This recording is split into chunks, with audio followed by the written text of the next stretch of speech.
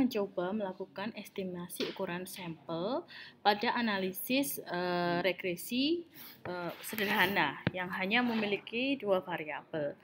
Nah, untuk analisis regresi sederhana ini, kita masuk ke kelompok test family t-test. Nah, dari sini kita bisa memilih opsi linear bivariate regression, one group, size of slope. Nah, slope di sini adalah derajat kemiringan garis. Nah, kita kan tahu ya kalau regresi itu adalah uji yang mencoba membuktikan apakah hubungan antara variabel X dan Y itu bisa digambarkan dalam sebuah garis prediksi. Nah, jadi tidak seperti korelasi. Jadi kalau korelasi itu kan hanya untuk melihat apakah ada hubungan atau tidak. Tapi kalau di regresi ini selain juga melihat apakah ada hubungan atau tidak, tapi juga ingin melihat apakah si Y ini bisa diprediksi oleh X. Nah, semakin miring, dalam hal ini kalau kita bayangkan miring itu ya sekitar ya 45 derajat gitu ya idealnya, itu berarti semakin kuat hubungannya begitu.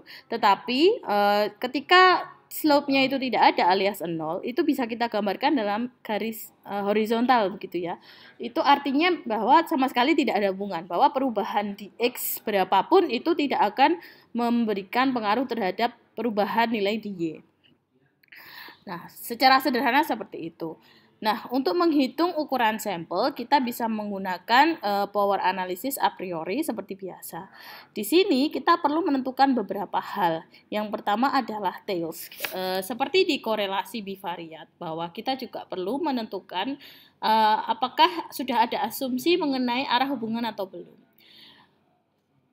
Kalau saya lebih cenderung mengasumsikan tidak ada hubungan terlebih dahulu supaya kita terbuka dengan berbagai macam opsi begitu.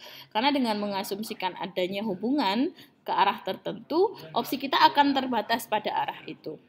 Nah, kemudian untuk besaran slope ini, kita bisa, misal kita belum menemukan di hasil penelitian sebelumnya, kita bisa tentukan ya, kita bisa lakukan penghitungan melalui nilai-nilai besaran-besaran yang kita jumpai dalam penelitian sebelumnya.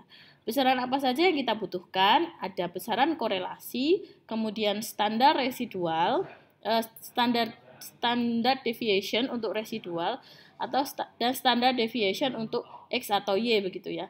Nah, di sini untuk informasi katakanlah yang paling mudah ditemui itu kan ini ya, korelasi standar deviasi standar untuk X dan deviasi standar untuk Y.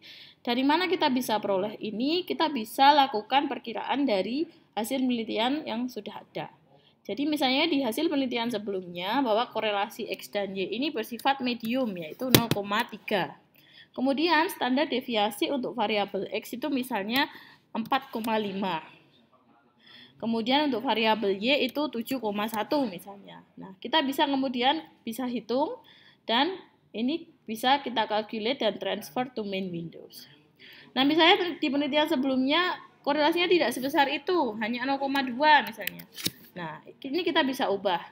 Kita bisa calculate dan transfer to main window.